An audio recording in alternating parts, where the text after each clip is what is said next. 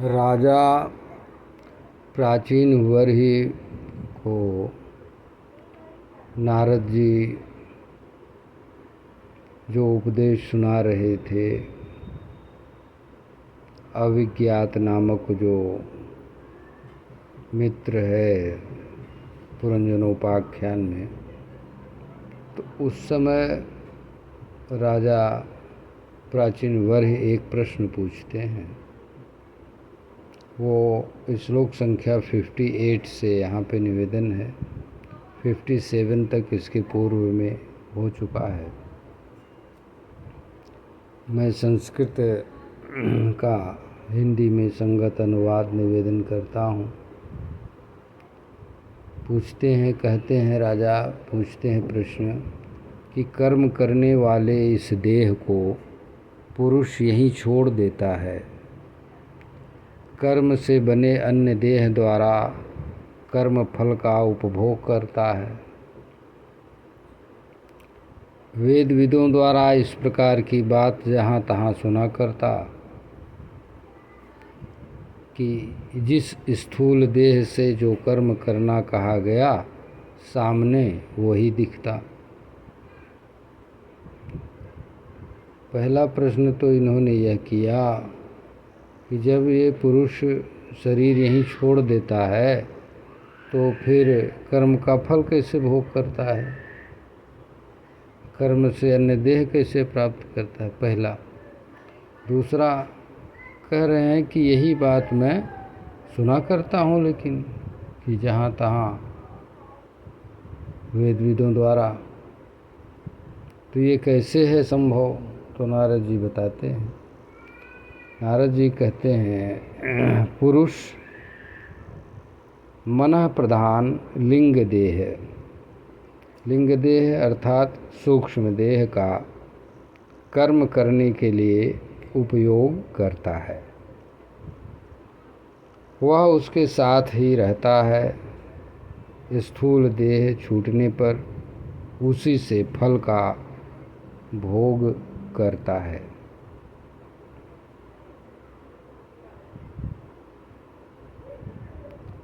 कह रहे हैं कि एक सूक्ष्म देह होता है जो जीवित व्यक्ति में भी रहता है, और जो व्यक्ति शरीर छोड़ देता है, जिसको लोक में प्रायः मर जाना कहते हैं, उसके बाद भी वो लिंग देह रहता है। अब आगे आते हैं, जैसे जब पुरुष का यह स्थूल देह सोता है और जब इसका भान छोड़कर स्वप्न में खोता है, तब वह अपने मन में निहित पूर्व जन्मों के भी संस्कारगत कर्म फल को भोगता है। यहाँ पे मनोविज्ञान से, जो आज का वर्तमान मनोविज्ञान है, इससे भी ऊपर, इससे भी बढ़कर एक बात पहले ही बता दी गई है कि पूर्व जन्मों के भी संस्कार मन में होते हैं, उनको भी भोगता है। पुरुष कहता है, मतलब वो व्यक्ति कहता है कि मैं हूँ, यह मेरा है। मन में जो जो ग्रहण कर लेता है, पुरुष तत्संबंधित कर्मों में रच बस जाता है, पुनः देह धर लेता है। यहाँ पे पुरुष का मतलब ऐसा है कि कोई स्त्री है तो वो पुरुष नहीं है, नहीं है। पुरुष का मतलब जो जीवात्मा है, उससे यहाँ पे संबंध बताया गया है। वह सबके शरीर में होता है, प्राणी मात्र के। तो पुरुष तत्संबंधित कर्मों में रच बस जाता है और पुनः देह धर लेता है। तो जो कर्मों के कारण रच बस जाना बताया गया है, वही यहाँ पे वर्णन किया गया है। कर्मों के द्वारा किस तरह से रच बस जाया जाता है, वही प्रश्न उन्होंने किया था। और यही प्रश्न बड़ा है कि जैसा कर्म करेगा बंदा वैसा फल देगा भगवान। हाँ, तो ये है गीता का ज्ञान जो अक्सर लोक में प्रचलित है। आगे देखते हैं। नारद जी समझाते हैं प्राचीन वरी को, जैसे ज्ञानेंद्रियों और कर्मेंद्रियों की चेष्टाओं से उनके प्रेरक चित्त का अनुमान होता है, वैसे चित्त की विभिन्न प्रकार की वृत्तियों से पूर्व जन्म के कर्मों का अनुमान होता है। चित्त की जो वृत्तियां होती हैं उनसे पूर्व जन्म के कर्मों का अनुमान होता है। कभी कभी यह देखा जाता है कि जिसको न देखा गया, न सुना गया, न इस देह से अनुभूत है, उसको स्वप्न में देखते हैं हूबहू वैसे ही जैसे उसका रूप है। तो ये कैसे दिखाई पड़ गया? ये उसी लिए दिखाई पड़ गया कि पूर्व जन्म में वह देखा और सुना गया था, और वह चित्त की वृत्ति बनकर इस समय उपस्थित होता है, और इसी को भोगना कहते हैं, इसी को प्रारब्ध है। इसीलिए शरीर धरता है मनुष्य या प्राणी जो भी है। कहते हैं 65 में, हे राजन, लिंग देह को उस स्वप्नदर्शी रूप की अनुभूति पूर्व जन्म में हुई रहती है। लिंग देह को माने सूक्ष्म देह को, माने जिसको आज के युग में अगर तुलना करें तो सॉफ्टवेयर कह लें, की अनुभूति पूर्व जन्म में हुई रहती है। लिंग देह को उस स्वप्नदर्शी रूप की, जिसको देखा है आज सपने में और कभी वास्तव में नहीं देखा सुना, इस जन्म में पूर्व जन्म में अनुभूति उसकी हुई रहती है, क्योंकि जिसके प्रति स्वाभाविक अनुभूति नहीं होती, मन में उसके लिए स्पृहा भी नहीं होती है। आज का मनोविज्ञान भी कहता है कि मन की 3 स्थिति होती है। ये सब लोग सुन लें। तीन रूप मन का होता है, चेतन, अवचेतन और अचेतन। ये मनोविज्ञान का मूलभूत नियम है। तो कह रहे हैं कि जो चीज़ मन में नहीं होगी स्पृहा, उसका कभी जो है अनुभूति नहीं होगी। ये आज का भी सिद्धांत है और ये पहले का भी सिद्धांत है श्रीमद् भागवत का। तो कह रहे हैं कि पूर्व जन्म में जो अनुभूति हुई थी वो मन के द्वारा वृत्ति चित्त में संचित थी, वो स्वप्न में दिखाई पड़ गई है भाई। जो नहीं देखा नहीं सुना इस जन्म में, वो हूबहू ऐसे दिखाई पड़ता है भाई। ये कैसे होता है? अब आगे कहते हैं 66 नंबर श्लोक में, हे भद्र, मन ही मनुष्यों के पूर्व रूपों का अनुमान करा देता है और उसी प्रकार भविष्य में जन्म पाएगा या मोक्ष लाभ करेगा यह भी बता देता है।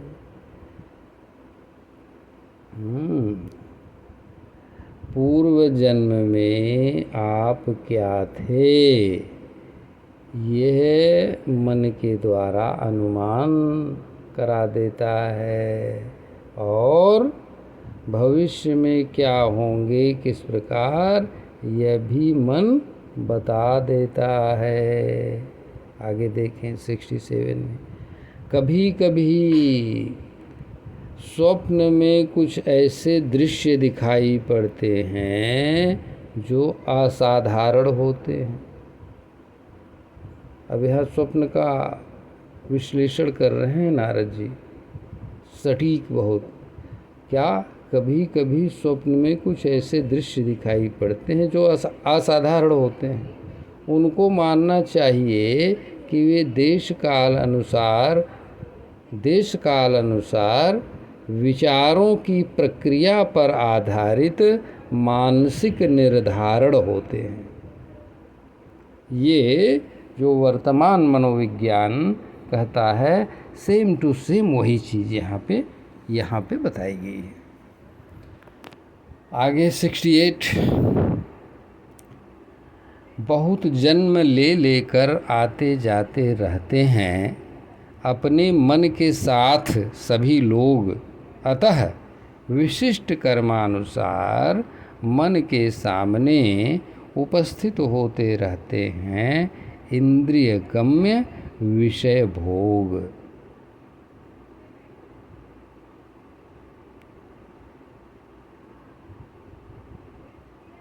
समझ में हम लोगों को समझ लेना चाहिए। नारद जी कह रहे हैं 68 नंबर श्लोक में यहाँ पे क्या कि बहुत जन्म ले लेकर आते जाते रहते हैं अपने मन के साथ सभी लोग, अतः विशिष्ट कर्मानुसार मन के सामने उपस्थित होते रहते हैं इंद्रिय गम्य विषय भोग।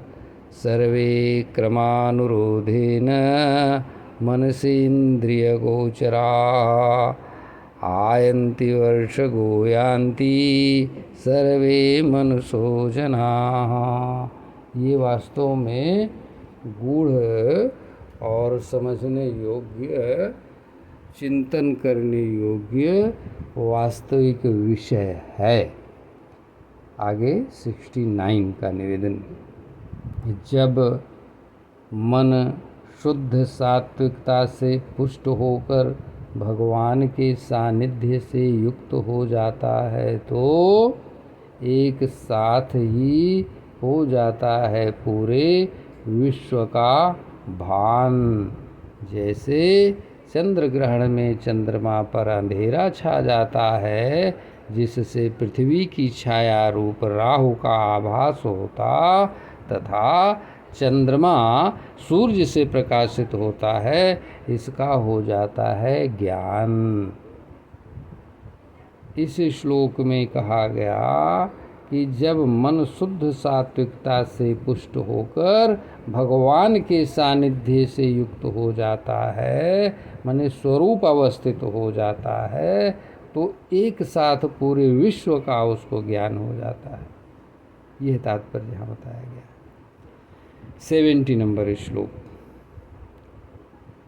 नाहं ममेति भावो अयं पुरुषो व्यवधीयते, अर्थात इस पुरुष का मैं और मेरापन का भाव तब तक नहीं रुक सकता है जब तक मन और बुद्धि द्वारा गुणों को ग्रहण करने वाले रणनीतिकार अनादि लिंग देह को आत्म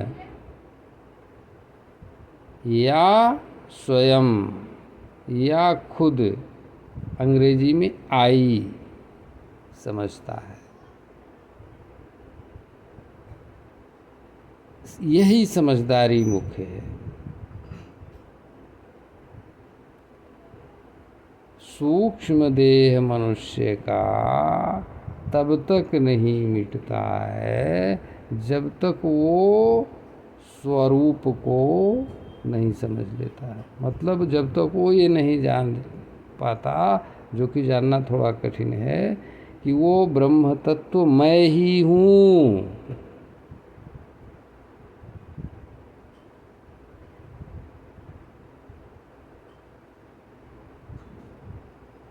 मैं या तो ये शरीर हूँ और मैं या तो वो परमात्मा हूँ। यही दो ही समझने का विषय है। एक गलत विषय है, मतलब रॉन्ग कॉन्सेप्ट है, गलत अवधारणा कि मैं शरीर हूँ, और एक राइट कॉन्सेप्ट है कि वह ब्रह्म मैं हूँ। यह राइट कॉन्सेप्ट है। तो जब तक राइट कॉन्सेप्ट नहीं समझ में आ जाता तब तक वह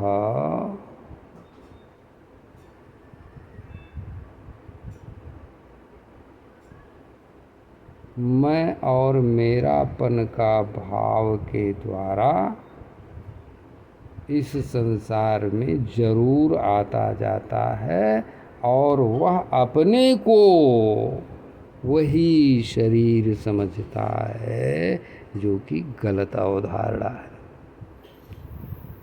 सुसुप्ति आगे 71। सुसुप्ति माने गाढ़ निद्रा, मूर्छा माने बेहोशी, अत्यंत दुख जब प्राण आघात मृत्यु का प्रज्वार चढ़ता है, प्राणघातक मृत्यु का प्रज्वार, तब अहमिति नहीं रहती। मतलब तब तो ये नहीं लगता कि मैं शरीर हूँ, अचेत हो गया तो क्या लगेगा वो शरीर है, तब अहमिति नहीं रहती। जीवात्मा अर्थात पुरुष हूँ यह ज्ञान फिर भी रहता है।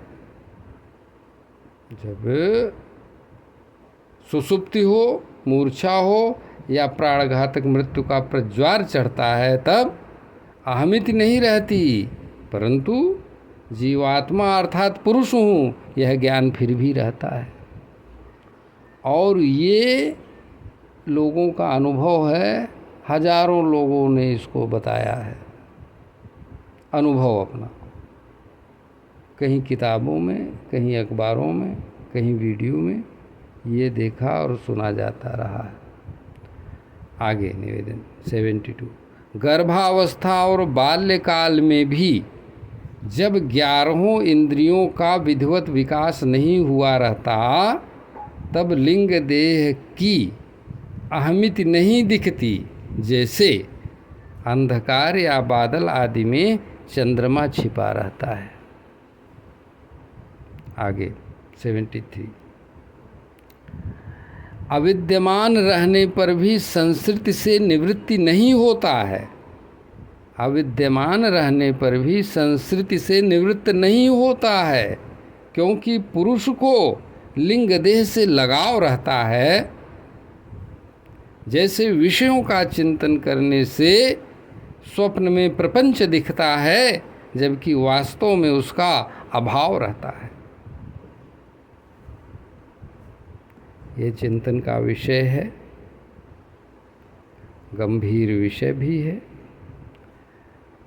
परंतु जो भी व्यक्ति दिमाग लगा के श्रद्धापूर्वक चिंतन करेगा उसको ज़रूर समझ में आएगा, क्योंकि इंटरेस्टिंग भी है। इससे ज़्यादा इंटरेस्टिंग विषय कोई हो नहीं सकता दुनिया में। आत्मचिंतन का तत्व है ये। ज़्यादा व्याख्या जरा भी करेंगे तो समय लंबा खींचेगा। महात्मा लोग, महापुरुष लोग ज़रूर इसका वर्णन करेंगे, करते रहे हैं और कर रहे हैं, ये मुझको विश्वास है। श्रोत्रिय ब्रह्मनिष्ठ, श्रोत्रिय ब्रह्मनिष्ठ तत्ववेत्ता यानी पुरुष जो भी हैं महापुरुष, वो इसका वर्णन करते रहते हैं, करेंगे। आप लोग सुनिएगा। यहाँ पे जो लिखा गया है उसका यथावत मैं निवेदन कर दे रहा हूँ। श्लोक संख्या 74 का निवेदन। 3 गुणों, सभी जानते हैं, बताना नहीं, सत्वरजतम 3 गुण, 3 गुणों 5 तन्मात्राओं 16 तत्वों से लिंग देह विस्तार पाता है। यह चेतना से युक्त हो जाता है तो इसे जीव कहा जाता है।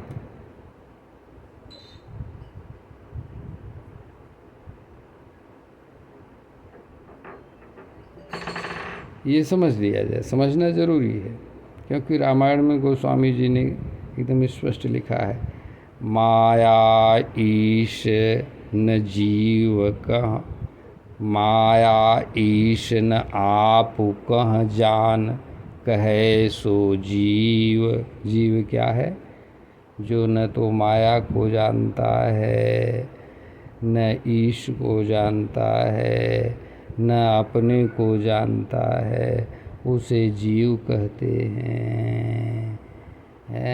यहाँ पे उस चौपाई का इतना ही सुसंगत है, इसलिए इतना ही कह रहा हूँ। आगे देखें, आगे क्या, इसी को एक बार फिर सुन लें, वो स्पष्ट हो जाएगा। क्या? 3 गुणों, 5 तन्मात्राओं, 16 तत्वों से लिंग देह विस्तार पाता है, यह चेतना से युक्त हो जाता है, तो इसे जीव कहा जाता है। वही वहाँ हो गया। तो यह जीव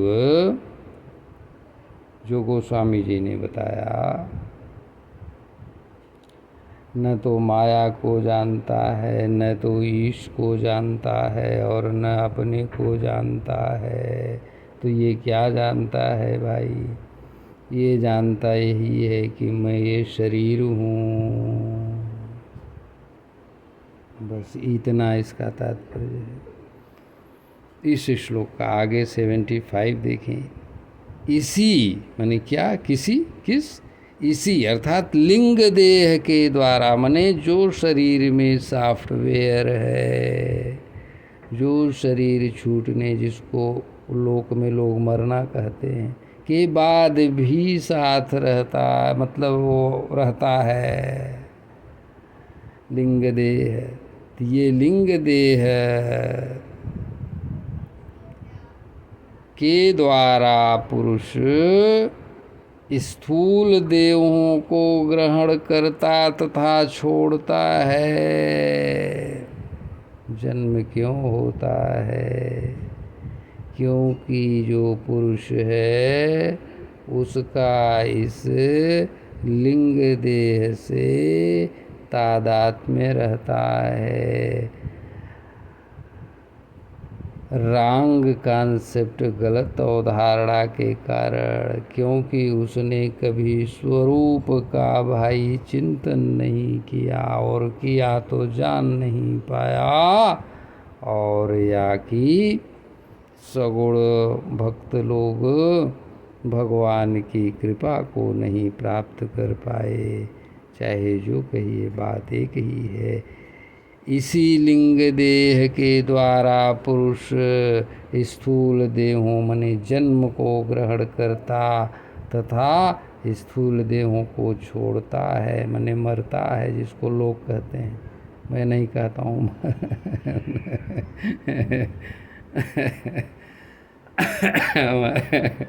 मरता, क्योंकि भगवत गीता में लिखा है, न जायते मृते वा कदाचिन्नायम, ऐसा करके लिखा है।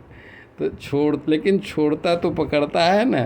तो संसार के लोग जब पकड़ता है तो कहते हैं जन्म लिया, जब छोड़ता है तो लोग कहते हैं मर गया। लेकिन मैं वो नहीं कहता, संत लोग ये नहीं कहते, विद्वान लोग ये नहीं कहते, छोड़ना और पकड़ना कहते। लेकिन ये है किसके कारण, जरा समझ लीजिए, लिंग देह के कारण।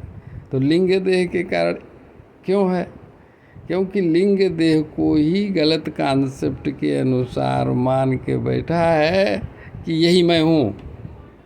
वो स्थूल शरीर छोड़ने के बाद भी वो साथ रहता है, क्योंकि स्वरूप का चिंतन नहीं किया, वो समझ नहीं पाया, और भगवान या कि कहिए भगवान की कृपा को प्राप्त नहीं कर पाया। मम दर्शन फल परम अनुपा, और जीव पावनी सहज स्वरूपा।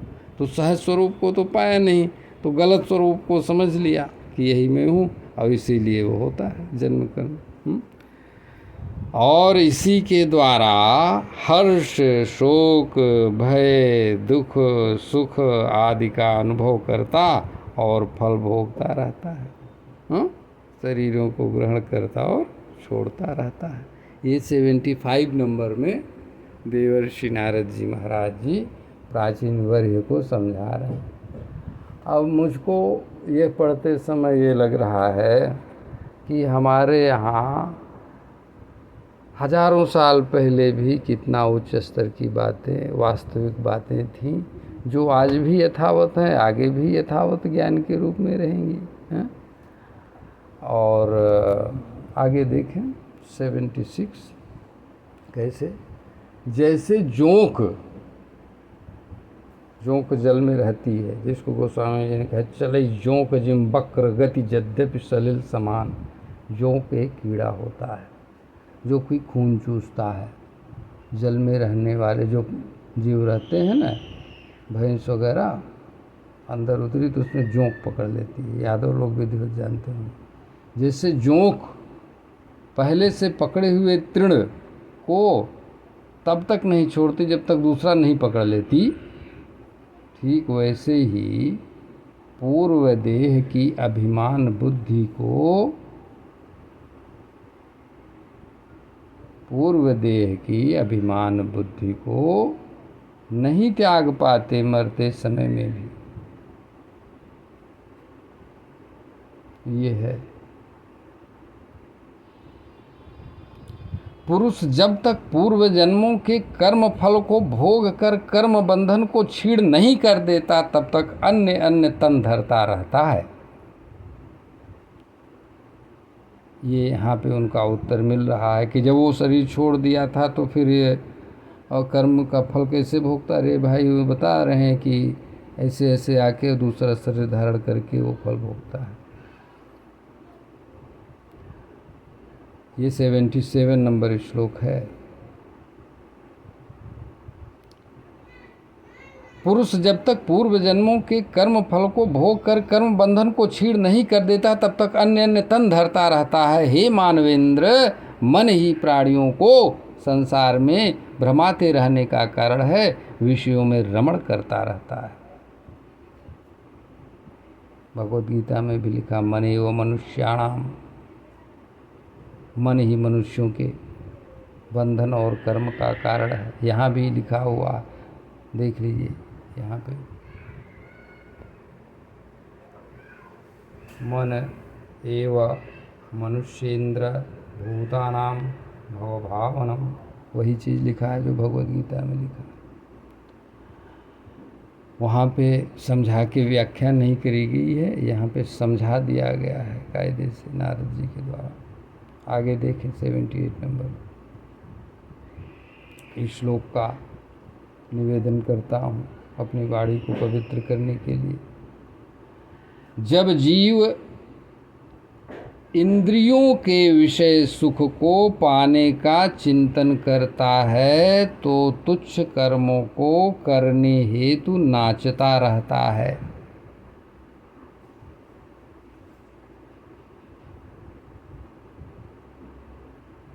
नाचेगा कि नहीं नाचेगा? विषय सुख पाना है तो काम करना पड़ेगा कि नहीं करना पड़ेगा? वही नाचना है। जीव इंद्रियों के विषय सुख को पाने का चिंतन करता है तो तुच्छ कर्मों को करने हेतु नाचता रहता है। अविद्यावश उन कर्मों के होते रहने से कर्मजनित बंधन रूपी देहों में पड़कर भोगों को काटता रहता है। हम लोग क्या कर रहे हैं? हम लोग कुछ और नहीं कर रहे हैं, भोगों को काट रहे हैं भाई। इसलिए शास्त्र का चिंतन इसलिए करना चाहिए पूरे विश्व के लोगों। और इसीलिए मैं मेरे YouTube का वो देखिएगा आप लोग, रियल सेल्फ को समझना, स्वरूप, रियल सेल्फ माने स्वरूप को समझना। अब चाहे जैसे समझिए, दो ही तरीका है, एक भक्ति है एक ज्ञान है। और ज्ञान बिना भक्ति के हो नहीं सकता। और तब तक मम दर्शन फल परम अनुपा, भगवान जब दर्शन देते हैं उसका फल क्या है? जीव पावनि सहज स्वरूपा। और वही स्वरूप को समझाने के लिए हमारा प्रयास है। समझ जाए कोई एक आध लोग तो ठीक है, नहीं तो हम तो समझने का अपना प्रयास कर रहे हैं भगवान की कृपा से। अतः भवबंधन के निवारण के लिए सर्वात्मा श्री हरि विश्व रूप को भजिए, जिनसे विश्व का उद्भव, पालन और प्रलय होता है। उन्हीं को अपना मूल रूप समझिए। अब समझे?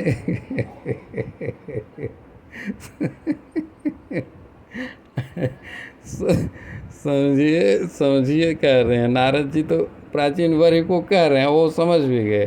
हम लोग समझे या न समझे, हम लोगों की स्वतंत्रता है भाई।